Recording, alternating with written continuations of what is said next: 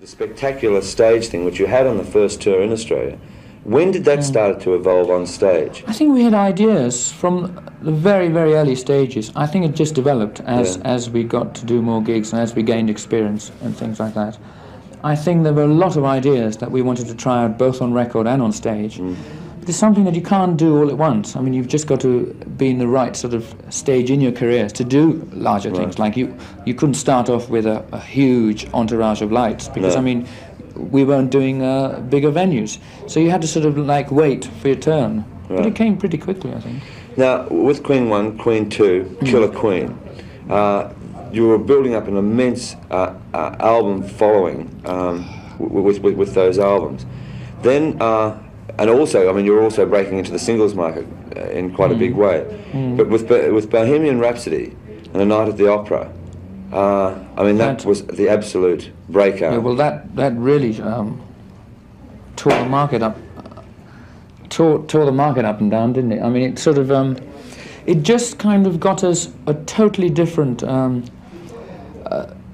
It got us to a very different area. I mean, the cross section of sort of the public then was so different. I mean, we suddenly realised we were playing to mums and dads, and I mean, like the people that were coming to see us were totally different. And I think it was a very good thing because, I mean, it was just gathering a much larger sort of audience, really. Yeah. And it helped enormously. Now, for an act that had been so visual on stage, and I'm still referring to the Bohemian Rhapsody time, suddenly, in that year, came one of the classiest film clips. Open your eyes, look up to the skies and see.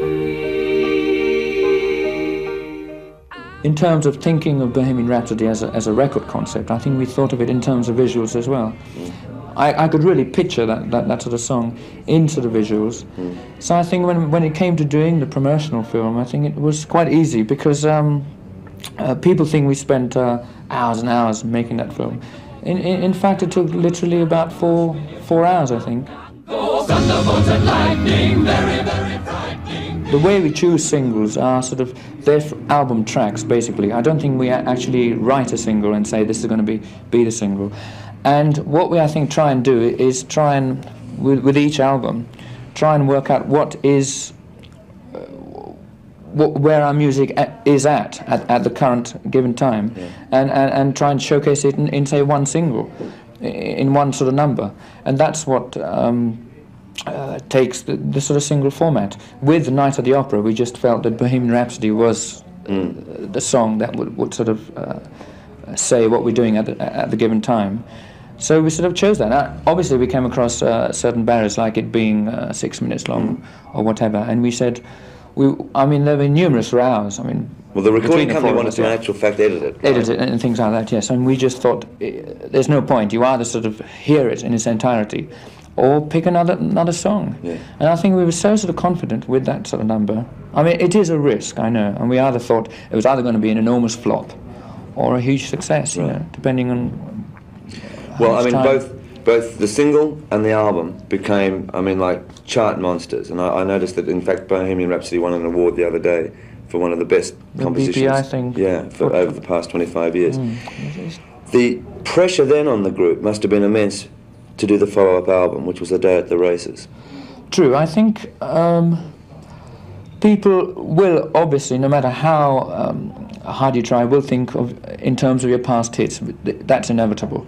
But I think it's up to the group and the musicians to really think in other terms. From my point of view, I mean, as far as the writing side of it was concerned, I really thought, I said, okay, Bohemian Rhapsody, big hit. But as far as my writing abilities were concerned, I think I could write better anyway. And I just looked at it from that point of view. I mean, I just went and wrote, from my estimation, I think a song like Somebody to Love is, in my estimation, a better sort of, from the writing aspect, a better song, you see. But I mean, it's very difficult because obviously people think of sort of songs in terms of hits, obviously, and then they will obviously say, well, Somebody to Love was not as good a song because it wasn't as big a hit. But it really depends on how you look at it. I didn't quite know whether We Are the Champions was a sort of a subtle thing of saying, well, you may think, you know, that I mean, we're on the I think bound. we always write songs like that. It really is up to the listener to make up its interpretation.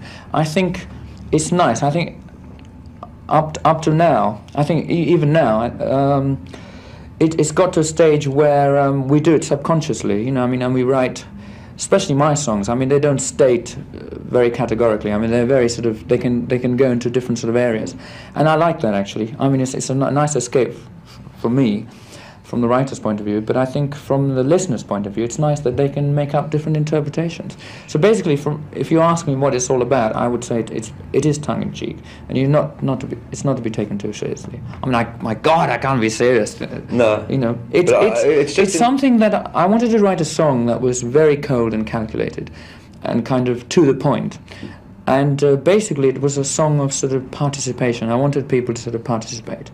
I was looking at it from the sort of the show point of view as well, how we were going to sort of do that. And I just thought, why... I wasn't going to sort of beat around the bush. I thought I'm going to be as blatant as possible. Well, can I just interrupt there? Yeah. I remember also you saying last year that it was sort of like being... You might as well be in a jail, the time you were spending in the studios. And I notice here you've said, I've done my sentence but committed no crime, and bad mistakes, I've made a few. Theatrical. That's all very theatrical. Right, and then it keeps going, and then it says, which is probably makes a lot of people think, I've taken my bows and my curtain calls. You brought me fame and fortune and everything that goes with that. I thank you all. But it's been no bed of roses. Yeah. It's my way of saying that to a lot of people, I mean, that's like, a lot of people think being a rock and roll star is kind of going to a studio, making a disc, and then going around spending all the money, which I don't think it is. And I think... I know that a lot of people do realise that, but even at the same time, a lot of people don't. They think it's a very easygoing life, and I mean, like, a lot of people still think, when I say, oh, we're going to America for a tour, they think, oh, nice long holiday. And that's just my way of saying that it's not easygoing. I mean, God, I mean, don't for one minute think that it's all peaches and cream. Now, may I ask you a couple of pertinent questions? Oh, what are they? The first one being like one of the world's top groups, and how nice. living in a country, well, I mean, it's Yeah. true. You and can ask living- me about taxis, go on. No, I'm not. Thank God. Living in London, with the punk rock craze coming along, What's that? does it become a challenge, you know, in the sense where It's... you're finding these amazing contrasts, and like you'll find the punk rock writers who will follow a certain stream and may try to put down the established top world acts of today. I mean, is it a challenge to you and the rest of the guys? It's always been a challenge. You know, I mean, it doesn't matter what, even if there is a new movement, or call it what you want, there's always a challenge. I mean, take for example the charts today. I mean, at the moment, I feel there's enormous competition with just the established acts. I mean, there's ELO, there's ABBA, there's Rod Stewart. So I mean, you know, there's always competition, and we're never going to sort of.